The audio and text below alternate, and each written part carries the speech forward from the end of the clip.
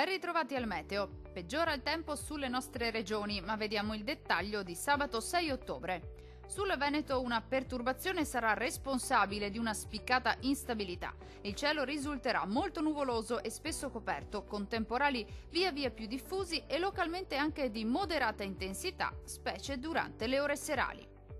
Temperature minime comprese tra 12 e 15 gradi. Valori massimi oscillanti invece tra 16 e 22 gradi circa. Diamo ora uno sguardo alla situazione del Friuli Venezia Giulia. Poche novità, il maltempo interesserà anche la nostra regione. Molte nubi sin dal mattino, con piogge diffuse un po' su tutti i settori e localmente anche forti, specie sulle aree costiere e durante le ore notturne. Temperature minime tra 14 e 16 gradi. Valori massimi compresi invece tra 15 e 20 gradi circa.